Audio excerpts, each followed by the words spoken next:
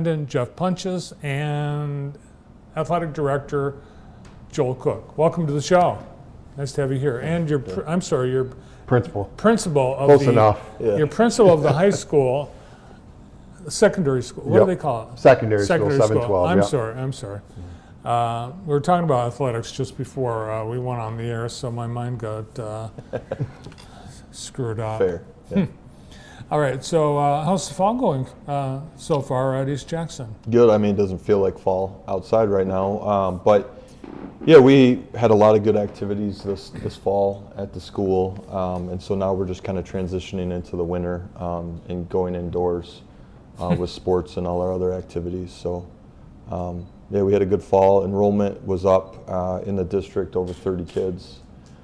So we put a lot of effort in trying to get more families in at the elementary level, and so the elementary building has grown considerably. We had to add 2 teachers, so I was pretty happy with the turnout from the fall. Yeah, fall enrollment.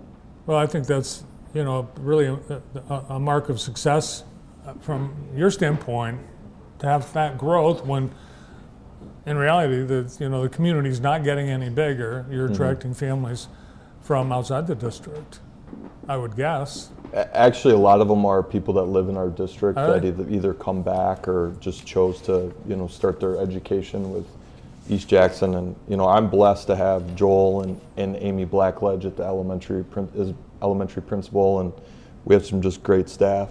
So I've inherited that, so I can't take all the credit. Nice. Well, we do want to talk a little bit about fall sports. That's where a lot of our team here at JTV had interaction with the Trojans.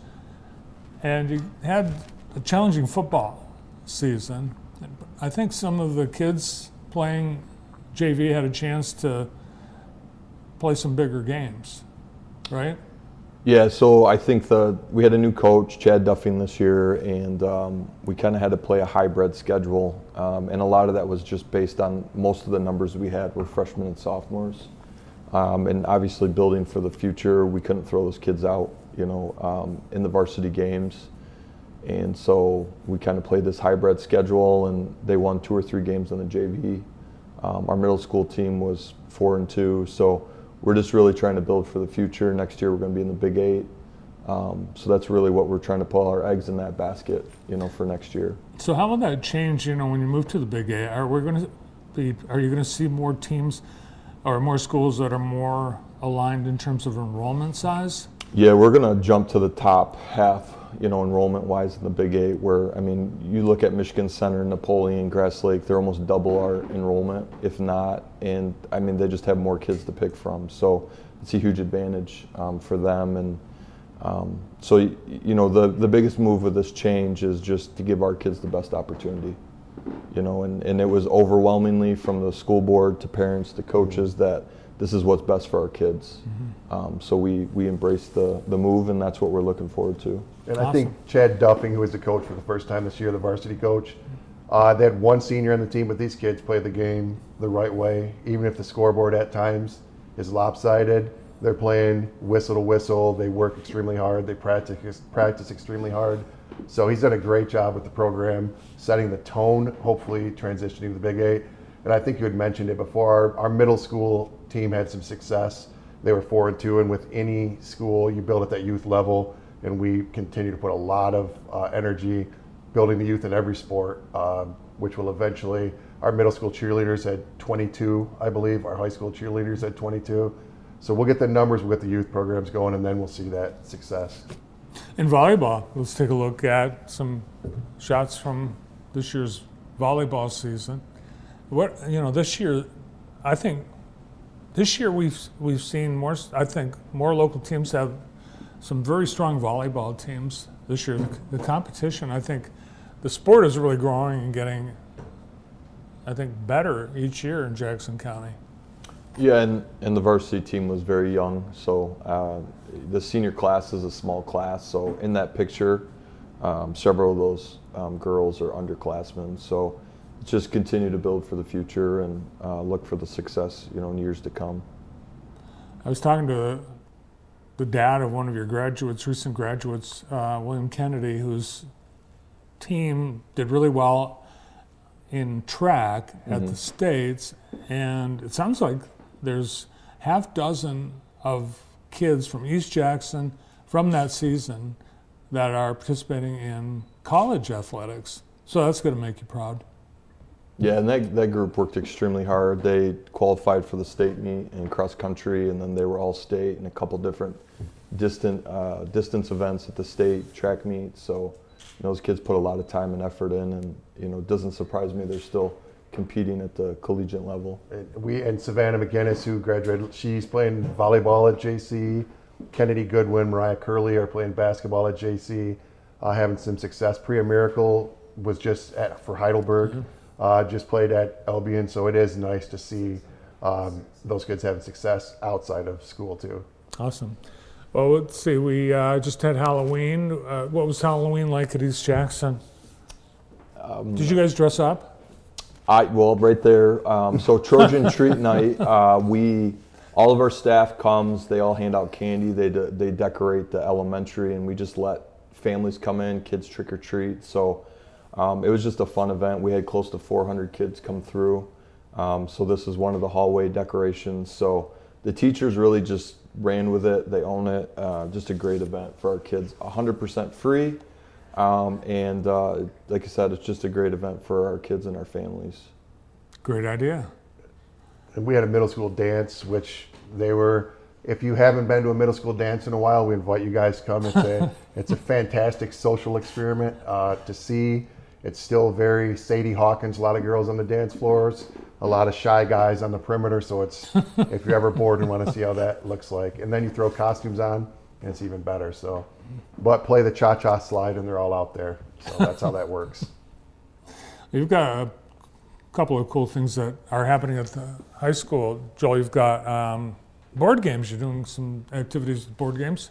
So, we are a no phone school. There's no phones in the classroom.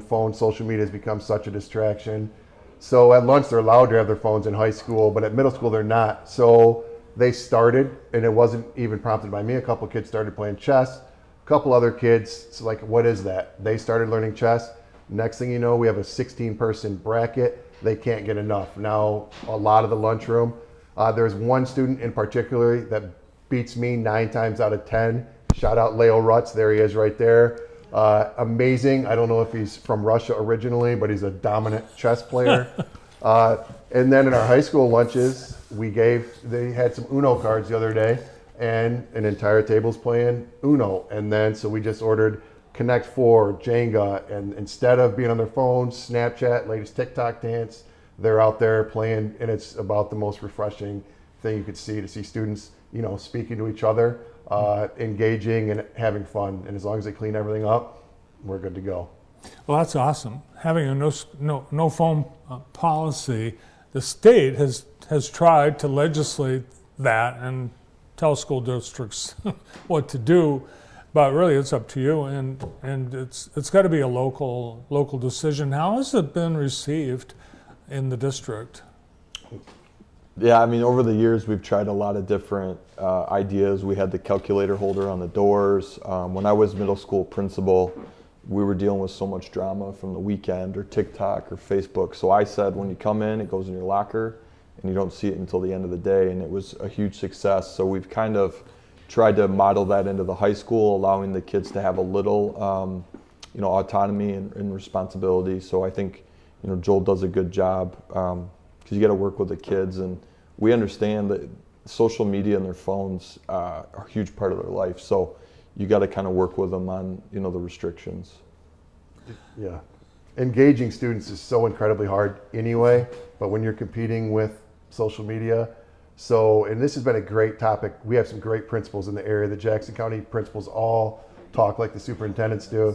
And the only thing that works is getting the phones out of the classroom, out of their hands, out of the classroom. If they have the technology to do the coursework, get the phones away from them, engage the students' critical thinking, and that.